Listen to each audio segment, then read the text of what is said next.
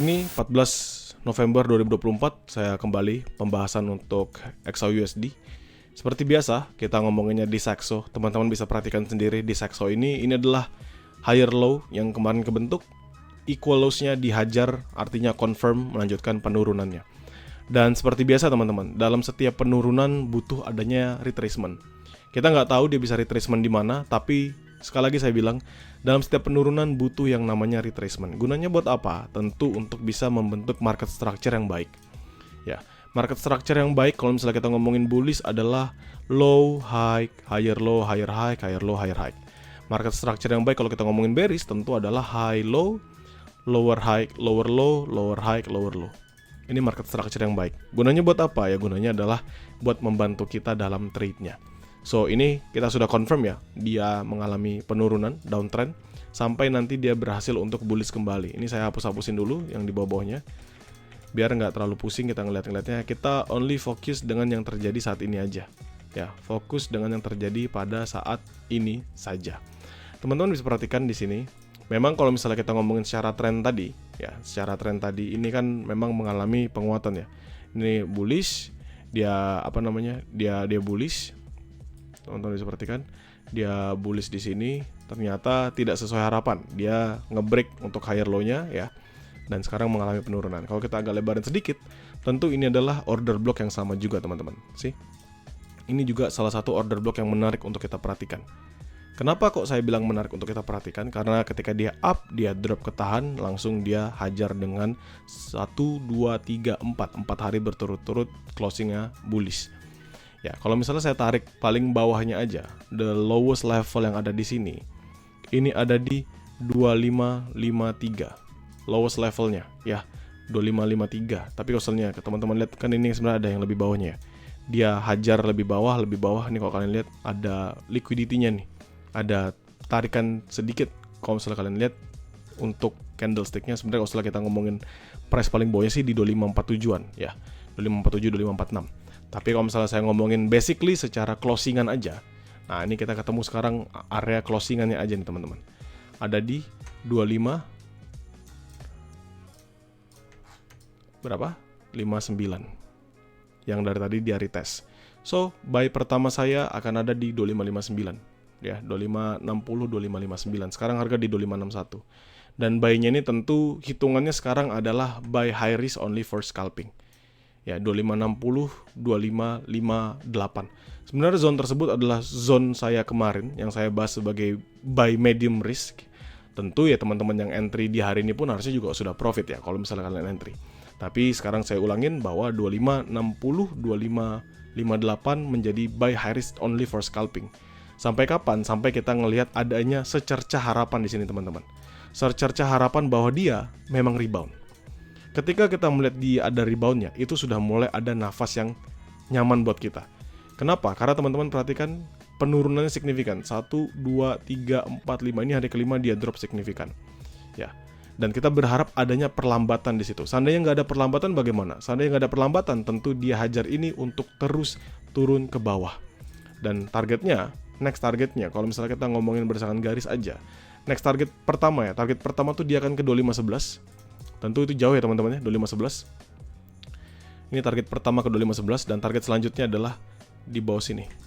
Ini usah saya lebarin biar kalian bisa ngeliat ininya. Ini 2512 lah saya taruh. Sampai di bawah sini teman-teman, 2450. Jauh ya, tentu jauh. Oke, sangat amat jauh, tentu jauh. Jadi either dia akan ketahan dulu di sini, berharap kita bisa tektokan di sini. Dan dia ada fase bullishnya. Di mana tadi saya bilang, dalam pembentukan market structure dibutuhkan yang namanya form yang baik. Salah satunya adalah high, low, lower high, lower low, lower high. Jadi kita butuh setidak-tidaknya, yuklah kamu naik dulu sedikit untuk lanjut ke bawah tuh nggak masalah. Ya, jadi harapan kita seperti itu teman-teman. Dan seandainya dia berhasil break ini, tadi kan 2559, 2553 ya. Break aja 553 ini, atau 559 lah, break di closingan daily-nya. Maka big potential akan lanjut drop setidak-tidaknya ya ke 2512. Kemarin kalau misalnya teman-teman tonton video saya, target saya itu sebenarnya di 2580 untuk penurunannya. Ternyata sekarang sudah di 2560, it means memang sudah melewati target yang saya harapkan. Dan nextnya, seandainya ini masih akan terus berlanjut tanpa adanya perhentian di daily-nya, going down, dan going down. Oke, saya ulangin sekali lagi, it will going down, and going down. Dan ini adalah harapan-harapan sisanya kita. Sekarang saya akan bahas balik ke Wanda. Kita ngomongin di H4 naked chart seperti biasa. Ya tentu kalau kita ngomongin naked chart, it's only down teman-teman. Ini pertama kali dia break 2600, break di sini dia nahan bentuk base, up lagi, terus dia drop, dihajar. Ini kalau teman-teman lihat harganya di 2592 dia hajar kencang. Kondisi sekarang ini sama, up, drop, ketahan. Ini ada demand zone di 25. Ini kalau sampai paling bawah adalah 2549. Artinya apa? Ini adalah demand zone yang tadi kita ngelihat di daily teman-teman ya. Ini demand zone-nya. Lalu drop lagi. Kita bisa perhatikan apakah ada pembentukan barunya. Nah, kita berharap selalu ada pembentukan untuk bullish-nya dulu sebelum dia melanjutkan penurunannya. Itu harapan kita. Oke. Tapi dari sini sendiri ya teman-teman sudah bisa perhatikan lah. Ini strong breakout, strong dropping position. Jadi sell for continuation dan buy for scalping only atau buy for retracement only. Now kita ngomongin dalam zone yang terbentuk. Beberapa zona yang sudah lewat ini saya akan hapus ya. Karena ini sudah irrelevant dulu untuk sekarang, kita bahas dari yang sudah terbentuk aja. Ini saya hapus, dan saya hapus. Untuk yang di atas-atasnya ya udahlah biarin aja. Seperti tadi saya bilang 2560 itu kalian bisa manfaatkan untuk buy. Tentu tadi dia sudah masuk 2560 berkali-kali. Sekarang udah running 20 pips, happy profit buat teman-teman. Sekali lagi saya ulangin 2560 di sini sampai di 2558. At least hanya ini dulu patokan yang bisa kalian manfaatkan untuk entry. Dan saya ulangin ya, entry for scalping only teman-teman. Gak bisa kalian tahan-tahan gitu. Sampai kapan? Tentu sampai ada perubahan dalam market.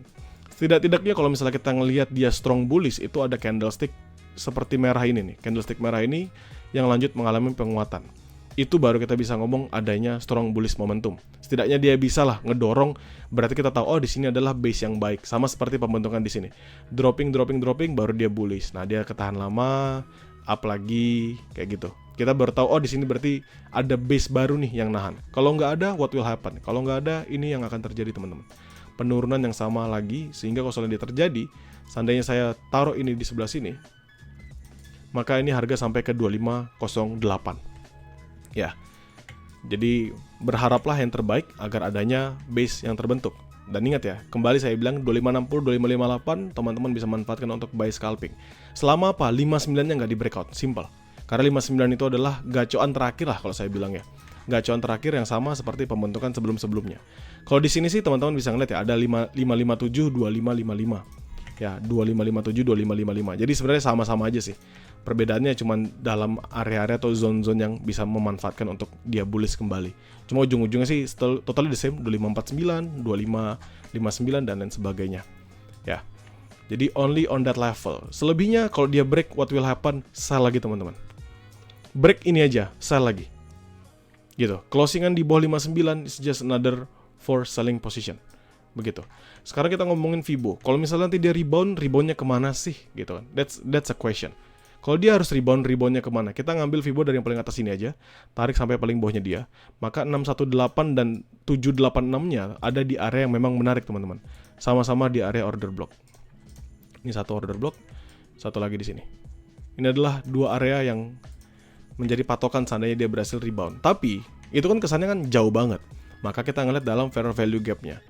Tidak-tidaknya teman-teman, kalau misalnya dia harus rebound, yang reboundnya kita bisa anggap oh ini rebound cantik nih, at least dia rebound dalam kondisi yang baik, itu ke 2587 2593 kembali. Jadi dia up kembali untuk mencapai target tersebut. Ini baru kita bisa anggap sebagai adanya konsolidasi yang bagus. Artinya apa? Artinya walaupun nanti dia akan drop kembali, kita tahu dua hal. Satu, dia sudah nge-clear untuk gap-nya, satu ya. Dua, maka base 2560 2558 ini adalah base yang bagus, base yang kuat nahan.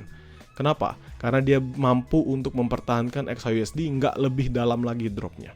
Jadi kemungkinan besar akan consolidating di sini, sama seperti pembentukan sebelum-sebelumnya. Ya.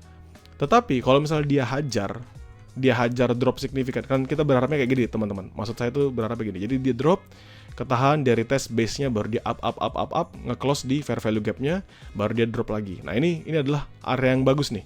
Sebagai apa? Ya kalau dia continuation untuk drop, ya dia akan continuation untuk drop, tapi at least kita sekarang sudah punya patokan sebagai base barunya. Nah ini juga apakah akan terjadi serupa seperti itu? We never know. Tapi harapan kita adalah terjadinya serupa. Itu harapan kita. Kenapa? Ya tentu karena agar bisa memanfaatkan trading dua arah. Jadi kita bisa buy position, pun juga nanti kalau kita di atas juga bisa sell position. Sekarang kita ngomongin dalam time frame yang lebih kecil aja. M15. Di sini kalian akan ngeliat ada beberapa base. Ini kan kalau kita tarik sampai paling bawah kan 618-nya di 2575 ya teman-teman. 2575 sampai 2579. Ini kan kotak ini nih. Sebelum dia drop signifikan tadi dengan area teratasnya on this level. Sih. Ini kalau selalu pakai time frame yang lebih kecil ya. Di M15. Nah, jadi ada beberapa area sell yang lebih dekat dibandingkan teman-teman nge-buy. Misalnya teman-teman nanti nge-sell, saya akan nge-sell sell pertama saya di 2576, lalu di 2579. Ini untuk sell pertama. Apakah possible? Tentu possible. Ini hitungannya adalah sell untuk sell high risk 2579, 2575. Teman-teman bisa manfaatkan di area sana. Lalu nanti untuk re-entry-nya lagi, semisal dia up, teman-teman dia makan 2575 sampai 2579, lalu dia drop misalnya 2574 kan teman-teman sudah profit, overall sudah profit, teman-teman take profit, atau misal teman-teman hold BE plus 2579. Ini tinggal tunggu lagi aja, bisa re-entry nggak? Menurut saya bersabar, tunggu sampai dia makan di 2583, 84 ini. Kenapa? Karena ini adalah area paling tingginya dia yang mempertahankan untuk tidak lanjut naik. Di situ baru makan lagi untuk turun. Cuman ini kan time frame-nya lebih kecil ya, jadi paling saya confirm-nya di luar dari zona map king yang akan saya share. Jadi sekali lagi saya ulangin, buy position tentu 2560 running 30 pips. Sekarang teman-teman perhatikan 2560, 2558 only for scalping. Scalping dulu ya. Ingat, scalping dulu. Sampai nanti dia memang ada momentum baru ini berubah jadi high risk. Satu. Kedua, untuk sell high risk-nya di mana? Menurut saya sell high risk itu nggak sejauh tadi sih, nggak sejauh 2579, 2575. Di sini nih paling dekat nih. Ketika dia drop pertama kali ini kan terbentuk yang namanya order block atau area resisten pertamanya dia. Di sini. Ini resisten kan, teman-teman bisa perhatikan. This is the resistance level actually, 2572. Jadi selama 2572 ini nggak di break, sebenarnya dia nggak akan ke 75, nggak akan ke 79. Jadi 2572 sampai ke 2570 itu cuma jaraknya 20-an pips saja teman-teman. Ini adalah area untuk teman-teman sell high risk. Catatannya serupa as long as 2570-nya tidak di break. Ini 2571. Saya paskan 2570. Nah, ya, catatannya serupa teman-teman. Selama si 2572-nya nggak di break, teman-teman bisa entry sell 2572, 2570 untuk manfaatkan momentum pertamanya. Jadi ini kalau misalnya kita ngomongin basically dalam pembentukan sekarang, zonanya gini dulu aja. Jadi paling bawah dia hit sampai 2559, 2558, paling atas dia hanya ke 2572. Harapan base-nya. Ya, harapan base kita. Bisa nggak dia nggak nyentuh 2570, dia langsung drop aja gitu signifikan? Tentu bisa. Why? Karena sudah masuk bearish momentum. Sudah ada di bearish momentum. Jadi tentu strong untuk dia semakin lama semakin drop. Di mana buy lanjutan? Seandainya saya harus nge-buy nih, di mana buy yang paling dekat saya harus lakukan? Kalau lihat dari daily agak pusing ya. Kalau misalnya kita ngomongin dari mana atau di manakah zona saya, seandainya saya nih sudah nggak kuat lagi nih, dia makin drop dan lain sebagainya. Di mana saya harus buy lagi? Ini kalau teman-teman perhatikan, ini order block bullish baru kenceng, selebihnya dia nggak pernah lagi nge-retest area tersebut di 2513-an. Jauh teman-teman. Sangat amat jauh 2513-an. Jadi menurut saya seandainya aja ini sudah harapan terakhir lah. Menurut saya itu harapan terakhir bagi para buyer. Seandainya aja 58 ini sudah di break, maka tentu dia akan drop lebih signifikan lagi. Drop ke 40, drop ke 30 sampai ke daerah belasan. Jadi ini harapan terakhir. Menurut saya this is the last hope. Kenapa? Karena kalau sampai ini dia nggak bentuk base sama sekali, tentu will go down terribly. Makin akan lebih parah dropnya. Ya, dan wajar menurut saya, penurunan itu sangat amat wajar dan memang harusnya terjadi. Oke, untuk selling position banyak. Menurut saya better kalau misalnya kalian ini sell position sell high risk 2572, 2570. 7975 ini saya nggak akan masukkan dalam map king. Untuk teman-teman yang join di Grokal ini saya nggak akan masukkan, tapi saya akan tetap marking. 84 saya akan masukkan. Lalu nanti masuk di 93 up ini, lebih ke arah 9390 lah untuk sellnya. Jadi mungkin saya akan lebih kecilkan seperti ini, 2593, 2590. At least ini adalah zone yang emang lebih nyaman untuk entry. Pun kalau misalnya kita floating nggak akan terlalu lebar, begitu. Baru nextnya akan ada di 2600 ini, yang lebih atas. Ya, so this is actually the best thing yang bisa kita manfaatkan untuk saat ini, ya teman-teman. Area yang paling bisa kita manfaatkan. Ini adalah gambaran kalau dia bullish. Tapi seandainya dia bearish, saya cuma bisa gambar satu momen aja, yaitu gini. only one moment, yaitu hanya dropping. Tidak ada kata-kata yang lain selain only for dropping. Ya, so maybe that's all teman-teman. Semoga membantu. Sesuaikan lagi metode trade kalian dengan mapping yang saya berikan. Jadikan mapping ini sebagai referensi only. Jangan kalian jadikan sebagai patokan utama, karena kita punya cara trade yang berbeda. Dan ini untuk membantu saja ketika kalian dalam masa kesulitan. Bagi teman-teman di GrowCow, nothing to be worry about. Karena saya pasti akan selalu share mapkingan ini di dalam grup. Bagi teman-teman di publik, nanti teman-teman bisa tonton videonya kembali, karena saya pasti juga akan upload videonya di dalam YouTube. Thank you semuanya.